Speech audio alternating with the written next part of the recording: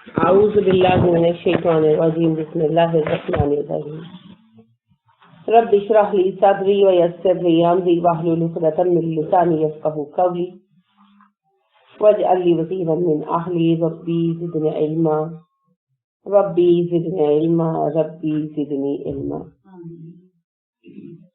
آمین۔ بسم اللہ الرحمن الرحیم۔ سورۃ الاعراف آیت نمبر 59 سے ہم پڑھیں گے۔ لقد بلا شک و شبہ ارسلنا بھیجا ہم نے، ارسلنا بہت دفعہ پڑھ چکے ہیں، نوح کو، الی قومہ اس کی قوم کی طرف،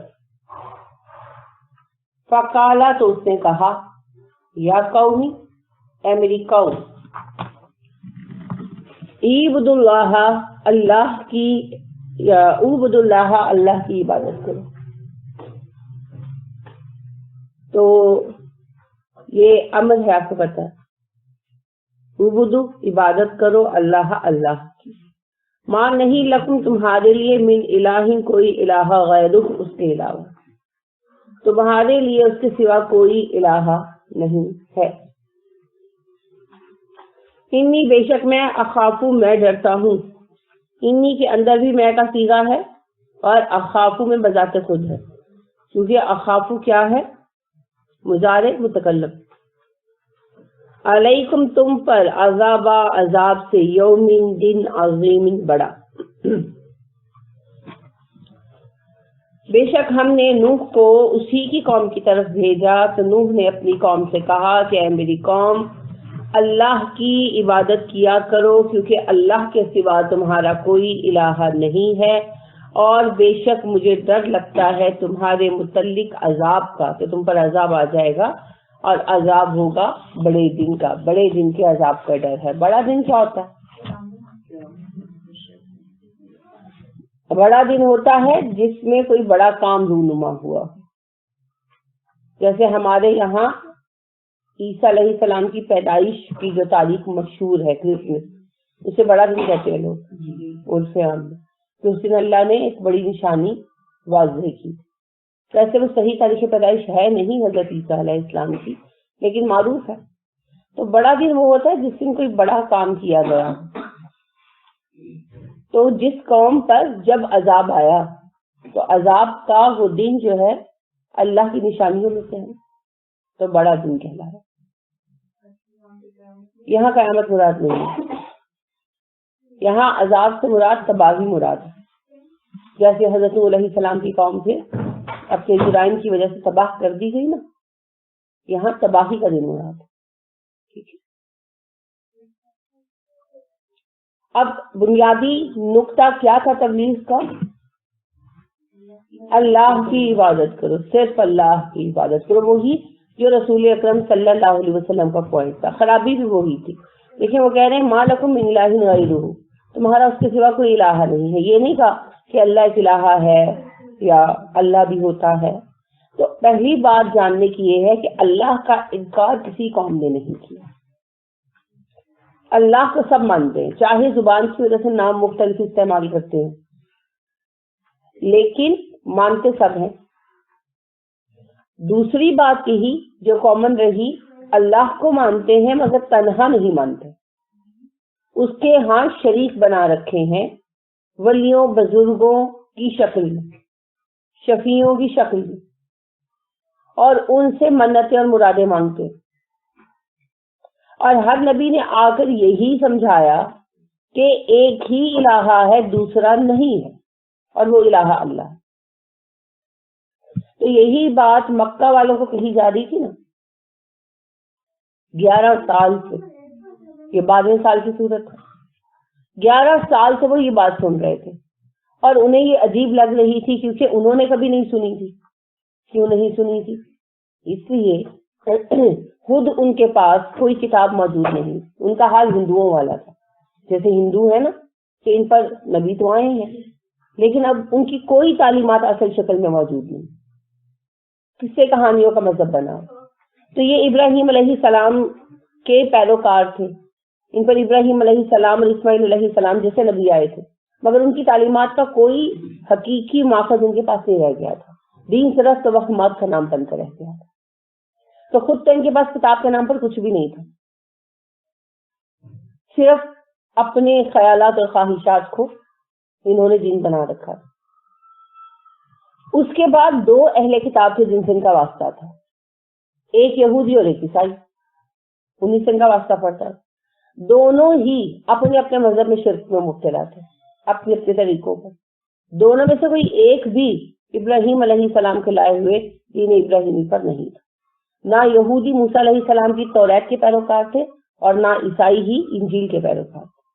کتابیں بدل دی تھی, شرک رائج کر دیا تھا, اور ہماری طرح جیسے آج بڑے صغیر میں ہمارے یہاں ہے, اسی طرح ان کے ہاں قدم قدم پر بابے تھے, قدم قدم پر مزار تھے, قدم قدم پر پیر بیٹھے تھے جن سے وہ حاجتیں منتیں مرادیں مانگتے. اور یہ شدید شرک تھا جن کے ہاں رائج. تو توحید انہیں وہاں بھی نظر نہیں آتی تھی. جیسے آج ایک بندہ اگر صرف برے صغیر کے مسلمانوں سے ملے تو اسے کوئی خاص فرق نظر نہیں آئے گا ہندوؤں کے ہاں کے مذہب میں اور ہمارے ہاں کے مذہب. ان کے ہاں بھی شرک ہے, ہمارے ہاں بھی شرک ہے, صرف شکل تھوڑی سی بدلی ہوئی ہے. ان کے ہاں بھی توہم پرستی ہے, ہمارے ہاں بھی توہم پرستی. وہاں بھی پیر پوجے جاتے, یہاں بھی پیر پوجے جاتے, وہی کچھ ہے. لیکن ایک گروہ دین پر ہمیشہ قائم رہتا ہے, کیونکہ دعا مانگی تھی نا حضرت ابراہیم علیہ السلام نے.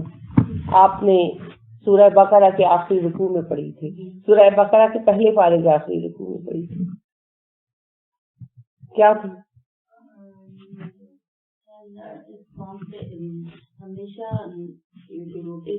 وَإِذْ يَرْفَعُ إِبْرَاهِيمُ الْقَوَاعِدَ مِنَ الْبَيْتِ وَإِسْمَاعِيلُ رَبَّنَا تَقَبَّلْ مِنَّا إِنَّكَ أَنْتَ السَّمِيعُ الْعَلِيمُ رَبَّنَا وَاجْعَلْنَا مُسْلِمَيْنِ لَكَ وَمِنْ ذُرِّيَّتِنَا أُمَّةً مُسْلِمَةً لَكَ. ہم دونوں کو اپنا تابع دار بنا اور ہمارے اولادوں میں سے ایک گروہ ہمیشہ ہدایت یافتہ رکھنا.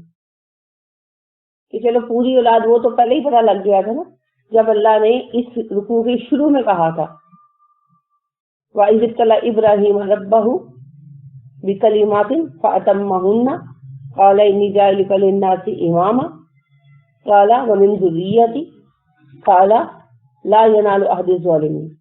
جب ابراہیم کو اس سے رب نے کچھ باتوں میں آزمایا, ابراہیم نے پورا کر دیا. اللہ نے کہا ابراہیم میں تجھے لوگوں کا رہنما بناؤں گا, امام بناؤں گا. ابراہیم نے کہا میری اولاد کو بھی بنائیے گا. تو اللہ نے فرمایا میرا عہد ظالموں کو نہیں پہنچتا. تو ابراہیم کو وہیں پتہ چل گیا کہ میری ساری اولاد ہدایت پر نہیں ہو سکتی. یہ خلاف کی طرف بات ہے نا. اب اس وقت ابراہیم علیہ السلام نے تعمیر کعبہ کے وقت دعا یہ کی کہ سو کہ اللہ کی پوری اولاد ہدایت یافتہ نہیں ہو سکتی تو پوری گمراہ بھی نہ ہونا. ٹھیک ہے.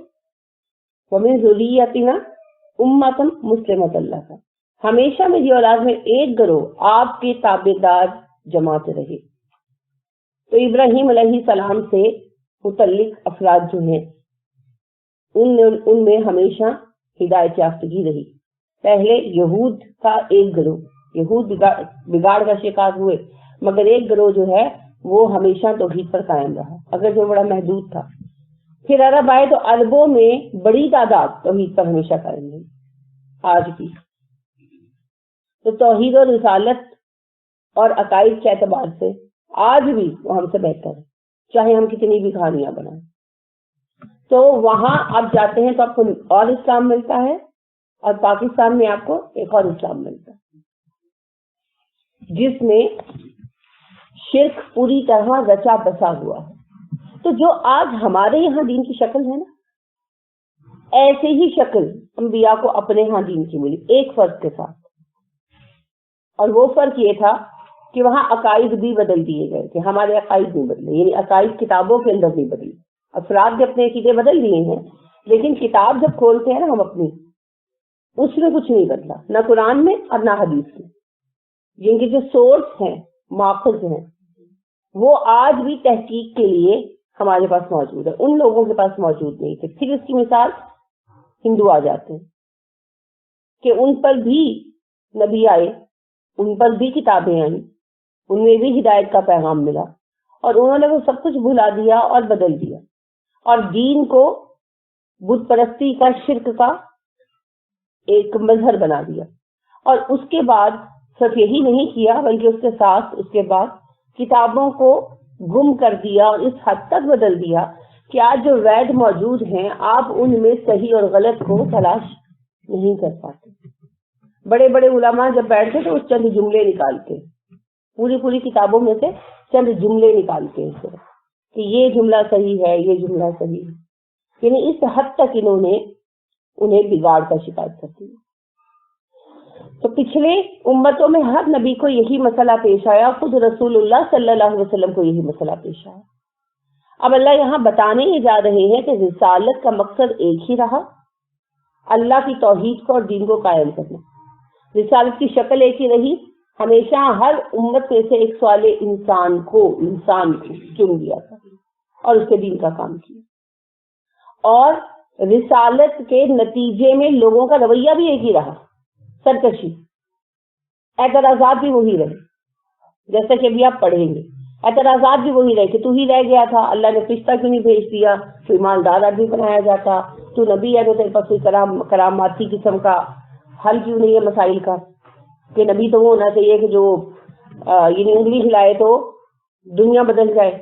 اور نبیوں کو تو جادوگر سمجھتے ہیں نا، جیسے وہ کہتے ہیں جی ولی تو وہ ہے کہ جو تکلیف دور کر دے، اور ہمیں کہیں کہ نماز پڑھو تو ہم نماز پڑھنے لگ گئے.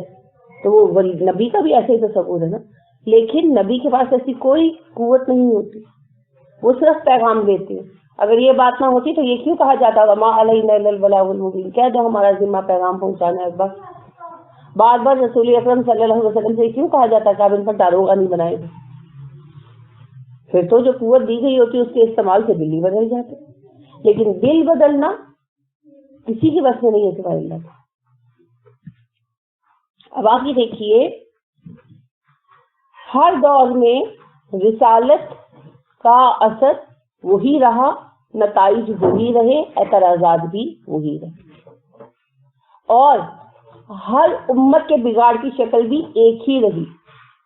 اللہ کا منکر کوئی نہیں ہے، ہندو بھی نہیں ہے. ویشنو جس کو وہ مانتے ہیں اپنے جس بھگوان کو، اصل میں وہ اللہ ہی کا تصور ہے کہ رب الارباب ہے، سب ربوں کا بھی رب ہے. اسی نے کائنات بنائی، اسی نے سب کچھ کیا، اور پھر جا کر اپنے تخت پر بیٹھا ہے، مزے کر رہا ہے. میں نے پہلے بھی آپ سے عرض کیا تھا کہ اس کے ایک ہاتھ پر دنیا گھوم رہی ہے اور ایک ہاتھ میں چکر ہے. تو وشنو جو ہے وہ وہی تصور ہے جو اللہ کا تصور ہے، تھوڑے بگاڑ کے ساتھ ان کے ہاں آ گیا. اور باقی جتنے ہیں، برہما ہے، پھر نیچے، اور پھر شیو ہے، اور پھر سارا سلسلہ، تو وہ مانتے ہیں کہ برہما وشنو کی تخلیق ہے، اس سے خوش ہو کر، پرسن ہو کر اس کو اس کائنات کا رچیتا بنا دیا گیا، یعنی اس دنیا کا، اس کائنات کا، یونیورس کا چلانے والا بنا دیا گیا. ٹھیک. اور پھر اسی طرح اس کو یہ مل گیا، اس کو وہ مل گیا، اس کو وہ مل گیا، اس کو وہ مل گیا. کوئی بھی ذاتی طور پر کسی چیز کا حقدار یا خالق یا مالک نہیں ہے، ہر چیز کا خالق اور مالک وشنو ہے. تو اللہ کا تصور تو ہے، مگر اس تصور میں بگاڑ آیا، کیونکہ اس تصور میں جب بگاڑ آئے گا تبھی تو یہ دیوی دیوتاؤں کی گنجائش نکلے گی. جو آیت الکرسی والا ہمارا ایک تصور ہے اللہ رب کریم کا، ولا یعودہ حفظہما وہو العلی العظیم، اور وہ پورا جو شروع سے آخر تک چلتا ہے، وہ جو رب ہے وہ تو نہ سوتا ہے، نہ نیند آتی ہے، نہ تھکتا ہے، نہ غافل ہوتا ہے، نہ اس کو کسی سہارے کی ضرورت ہے. تو وہ تو پھر ایسے تصور کے ساتھ تو کسی دیوی دیوتا کی گنجائش نہیں نہ نکلتی.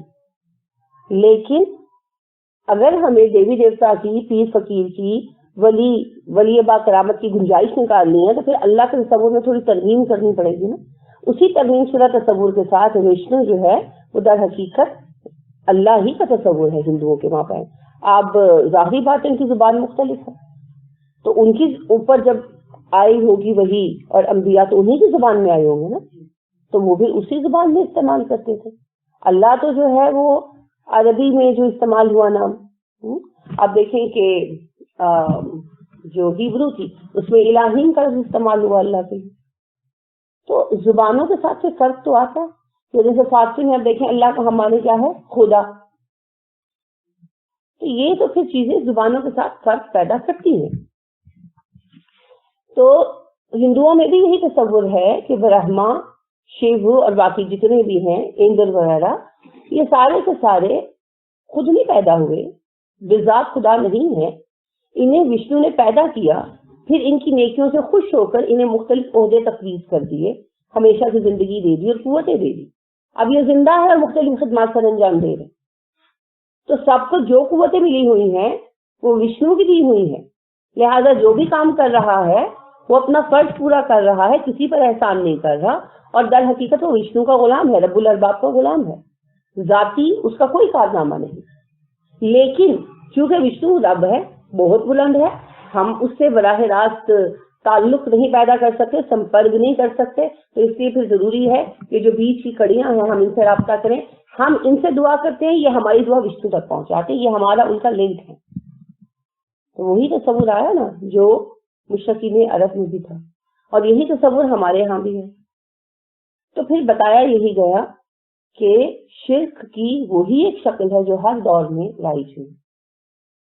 ہمیں اللہ نے اپنے بارے میں کیا بتایا سورہ بقرہ میں؟ وَإِذَا سَأَلَكَ عِبَادِي عَنِّي فَإِنِّي قَرِيبٌ أُجِيبُ دَعْوَةَ الدَّاعِ إِذَا دَعَانِ فَلْيَسْتَجِیبُوا لِی وَلْیُؤْمِنُوا بِی لَعَلَّهُمْ یرشدون. جب میرے بندے آپ سے سوال کرتے ہیں میرے بارے میں، انہیں بتا دیں میں تم کے قریب ہی ہوں، ہر پکارنے والے کی پکار خود سنتا ہوں اور اس کا جواب دیتا ہوں. بس چاہیے براہ راست مجھے پکاریں، فَلْيَسْتَجِیبُوا لِی، بس انہیں چاہیے مجھ سے ہی استجابت کریں، براہ راست مجھے پکاریں، مجھ پر ہی ایمان لائیں تاکہ میں انہیں ہدایت دے دوں. تو ہمیں قرآن بار بار یہ چیز ٹیچ کرتا ہے کہ اللہ کو پکارنے کے لیے کسی سہارے کی ضرورت ہے. تو اب یہ جو خطبہ شروع ہونے والا ہے اس میں بار بار مختلف انبیاء کا سنیں گے تذکرہ، اسی طرح شروع ہوگا کہ فلاں صاحب اپنی قوم میں آئے، فلاں نبی اپنی قوم میں آئے، اور ایک ہی موضوع چلے گا. ٹھیک ہے، آپ دیکھیں گے ایک ہی چیز ریپیٹ ہوگی. تو بتانا یہی باتیں مقصود ہے. پہلی بات کیا میں نے عرض کی تھی، رسالت کا مقصد ہمیشہ ایک رہا، رسول ہمیشہ انسان ہے. رسالت کے جواب میں ایک ہی جیسی سرکشی رہی، ایک ہی جیسے اعتراضات کیے گئے، ایک ہی جیسا رویہ پیش کیا گیا، اور شرک کی گمراہی کی ایک ہی شکل ہر نبی کو اپنی قوم میں نظر آئی اور انہوں نے اسی کے خلاف جہاد کیا. لہٰذا ہر نبی نے بنیادی طور پر کس چیز کے خلاف کام کیا؟ شرک کے خلاف. ٹھیک ہے، تو چونکہ نوح علیہ السلام کا سب سے پہلے تذکرہ آتا ہے شرک کے اعتبار سے، اسی لیے یہ سمجھا اور مانا جاتا ہے کہ سب سے پہلے باقاعدہ شرک نوح علیہ السلام کی قوم میں پیدا ہو، کیونکہ آدم علیہ السلام توحید پر تھے. تو اس کے بعد اول تو کافی عرصہ شرک آیا ہی نہیں، صرف ان کو سمجھایا جاتا تھا کہ شرک نہیں کرنا، کفر نہیں کرنا، شرک نہیں کرنا، کفر نہیں کرنا. پھر اس کے بعد رفتہ رفتہ تھوڑا بہت شرک پیدا بھی ہوا، مگر اس شرک میں شدت نہیں تھی. ان کے چند ایک لوگ ہوتے ہوں گے جو سمجھانے سے باز آ جاتے ہوں گے، یا جن کو پھر غلط سمجھا جاتا ہوگا کہ یہ غلط ہے، بائک آؤٹ کرو ان کا وغیرہ. تو پوری قوم شرک میں مبتلا ہوئی ہو بڑے اسکیل کے اوپر، جیسے ہماری قوم کی بڑی تعداد آج شرک میں مبتلا، پاکستان میں رہنے والے مسلمانوں کی بڑی تعداد شرک میں مبتلا ہے، اور یہ بڑا ہی تکلیف دہ معاملہ ہے، بہت تکلیف دہ معاملہ ہے. تو ایسی صورت حال کے اندر انبیاء کرام علیہ السلام کے لیے بڑا چیلنج تھا. تو ایسی صورت میں آنے والے غالباً نوح علیہ السلام پہلے نبی تھے جنہیں اپنی پوری قوم کے ساتھ شرک کے خلاف کام کرنا پڑا. اس لیے ایسا مانا جاتا ہے کیونکہ ہمیشہ جب بھی شرک کے اعتبار سے بات شروع ہوئی تو پہلا ذکر نوح علیہ السلام کا ہے. ٹھیک ہے، اچھا جی، اب دیکھیے دوبارہ، ہم نے نوح کو اسی کی قوم کی طرف بھیجا. اس نے اپنی قوم سے کہا اے میری قوم، بس اللہ کی عبادت کرو، تمہارے لیے اللہ کے سوا کوئی الہ موجود نہیں ہے. بے شک میں تمہارے متعلق خوف زدہ رہتا ہوں اس بات سے کہ تمہیں ایک بڑے دن میں عذاب نہ دے دیا جائے، ایک ایسا عظیم دن نہ آ جائے جو اللہ کا یادگار دن بن جائے. جیسے قوم نوح کا طوفان والا دن ایک یادگار دن ہے نا. کالا کہا الملا سرداروں نے. اب یہ دیکھیے بڑی مزیدار بات ہے، لطیف بات ہے، لطیفہ نہیں ہے، لطیف بات کہ جب بھی سرکشی اختیار کی سب سے پہلے لیڈ کلاس کی، اور ہدایت پر ایمان سب سے پہلے غربا لے کر. اسی لیے میرا ماننا ہے کہ تبدیلی نیچے سے اوپر آتی ہے. خرابی اوپر سے نیچے آتی. کالا کہا الملأ سرداروں نے من قوم ہی اس کی قوم کے. کس کی قوم کے؟ نوح کی قوم سے. جب نوح علیہ السلام نے تبلیغ کا کام شروع کیا, اب ہمیں اس کے مراحل نہیں پتا, ہو سکتا ہے آج انہوں نے بھی چھپی چھپی تبلیغ کی ہو, جب تو کچھ افراد ہو گئے ہوں تو پھر اعلانیہ کی ہو. تو جب تبلیغ زور پکڑنے لگی, اور ظاہری بات ہے جب کوئی نئی چیز پیش آتی ہے تو لوگ کس سے ڈسکس کرتے ہیں؟ اپنے اپنے سربراہوں سے ڈسکس کرتے ہیں, علماء سے, نامور شخصیات سے. تو اس وقت چونکہ قبائلی سسٹم تھا, حضرت نوح علیہ السلام کے دور میں بھی قبائلی سسٹم ہی رہا ہوگا نا, تو اس میں پھر ہر خاندان کا بڑا ہوتا تھا, ہر علاقے کا پھر ایک بڑا ہوتا تھا. تو ان تک یہ معاملہ پہنچا کہ کیا کیا جائے, یہ نوح کیا کہہ رہے ہیں. تو انہوں نے اپنی قوم سے جب یہ تبلیغ کے ذریعے واضح و نصیحت کی تو قوم کے سرداروں نے جواب میں کہا, اب جہاں سردار وہاں قوم. کہہ رہے نا ہاتھی کے پاؤں میں سب کا پاؤں, تو سرداروں کی رائے پر قوم ایک ہو جاتی. حالانکہ آپ دیکھیں کہ وہ قبائلی نظام ختم ہو گیا, لیکن کسی بھی چیز کے معاملے میں فیصلہ سردار ہی کرتا ہے نا. اگر کوئی بھی معاملہ درپیش ہے, جیسے جنگ ہے ہوئی یمن کی, تو ہم نے فردن جا کر بتایا کہ جنگ کے بارے میں ہماری رائے کیا ہے, یعنی ہمیں کیا کرنا ہے. جو ہماری حکومت نے ڈیسائیڈ کیا وہ ہم سب کا فیصلہ تھا. تو آج بھی اصول وہی ہے کہ ایک لیڈر فیصلہ کرتا ہے اور اسے امپلیمنٹ کرتا ہے, اور وہ فیصلہ پوری عوام کی طرف سے ہوتا ہے. تو لہٰذا جو کچھ سرداروں نے کہا اسے پوری عوام کی حمایت حاصل تھی, کیونکہ پوری عوام کی حمایت کے بغیر سردار وہ فیصلہ سنا نہیں سکتے. لہٰذا سرداروں نے قوم سے ڈسکشنز میں کہا اور نوح علیہ السلام سے کہا, انا بے شک ہم لنراک, ہم دیکھتے ہیں تجھ کو. لام تاکید ہے, لام ہٹا دے تو نرا کا آئے گا. نرا کا جانا پہچانا ہے, کا ہٹا دے نرا آ گیا. ارا نرا, اب تو جان لیا. ارا کیا ہے, نرا کیا ہے, جلدی جلدی بولا کرو. جمع متکلم, شاباش. مضارع کا واحد جمع متکلم ہے, ارا نرا. اسی لیے میں نے کہا کہ سب کچھ ہٹائیں پھر غور کریں, پھر بھی نہیں کیا. چلیے, لنراک, البتہ ہم آپ کو دیکھتے ہیں, لازم ہم تجھ کو دیکھتے ہیں, فی ضلال مبین, کھلی گمراہی میں. قوم کے سردار کہنے لگے, نوح ہم دیکھ رہے ہیں کہ تو بہت گمراہ آدمی ہے. کیوں گمراہ ہے؟ جیسے ہم گمراہ ہیں, پھر تم بڑے گستاخ ہو. استغفر اللہ کو ایک منٹ. تم کہتے ہو کہ کسی قبر سے کچھ حاصل نہیں ہونا, تم سخت گستاخ لوگ ہو. بزرگوں کے خلاف ہونے کو کیا کہتے ہیں؟ منکر ہے. بزرگوں کے ولیوں کے منکر.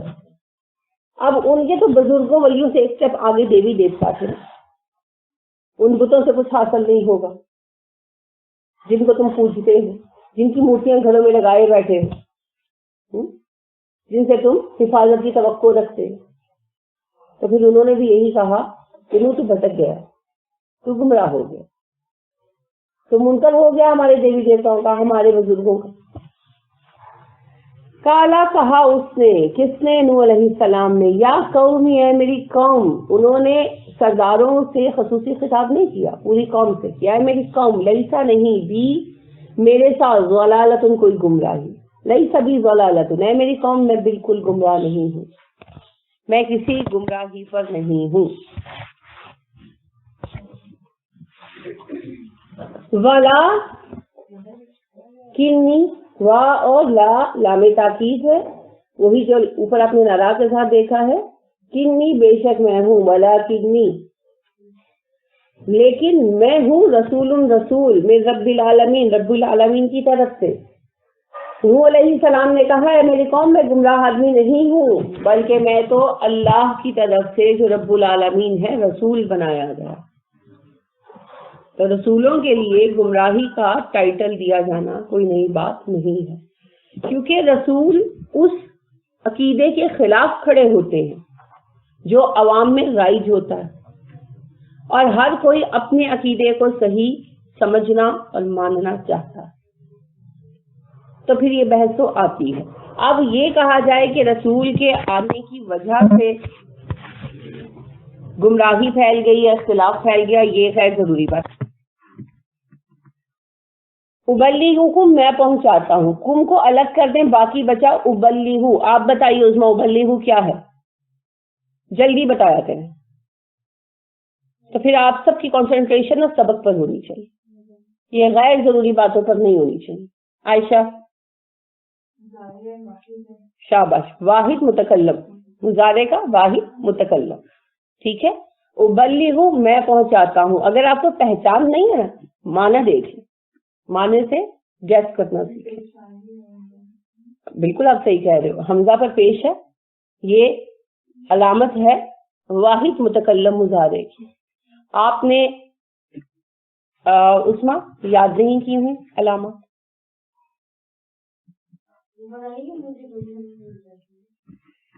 اس لیے بھول جاتے ہیں کہ غور نہیں کرتے، غور کیا کرو. ٹھیک ہے، لفظوں کو آپریٹ کیا کریں. میں نے پہلے ہی بھی آپ کو کہا تھا، جوڑ توڑ کرتی ہے نا جیسے اردو میں بچپن میں، جوڑ توڑ کیا کریں. ٹھیک ہے، ابلیغ میں پہنچاتا ہوں، تم سب کو، میں تم سب کو پہنچاتا ہوں. رسالتی اسم ہے، جمع ہے، مؤنث ہے.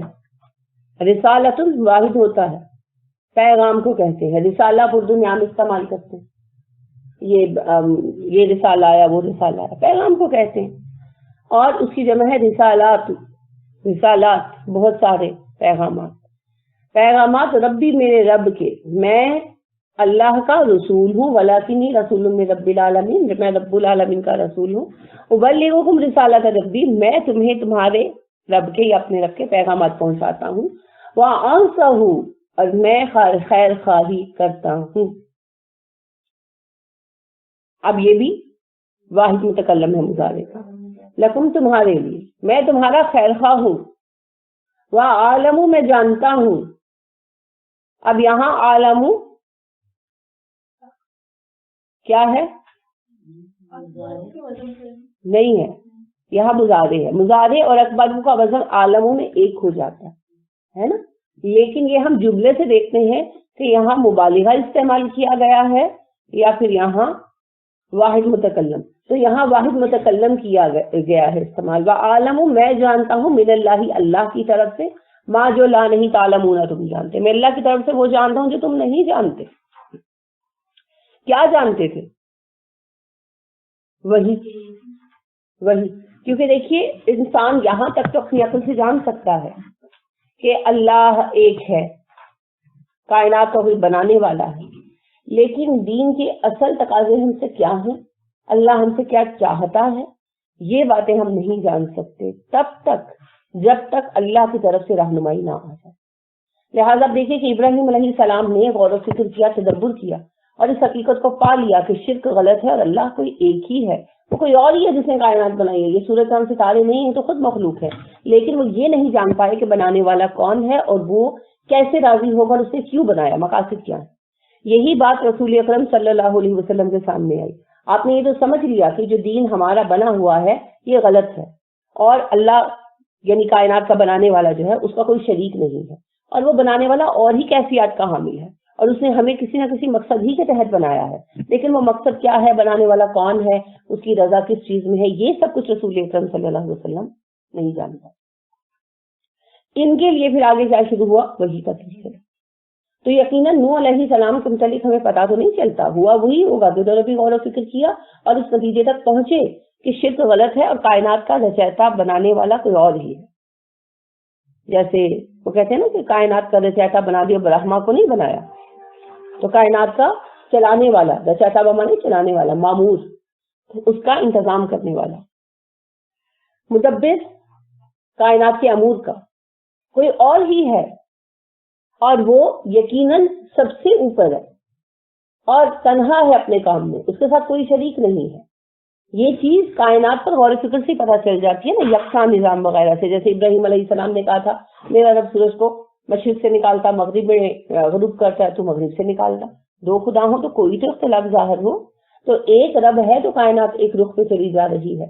تو یہ ساری چیزیں تو خود دلیل بن جاتی ہیں. سوال یہ ہے کہ وہ رب کیا ہے، کون ہے، کیسا ہے، کیوں پیدا کیا، کس لیے پیدا کیا، وہ ہم سے کیا چاہتا ہے، مقصد تخلیق کیا ہے اس کا، ہمارا پیدا کرنے کا، اور وہ ہم سے کیا ڈیمانڈ کرتا ہے.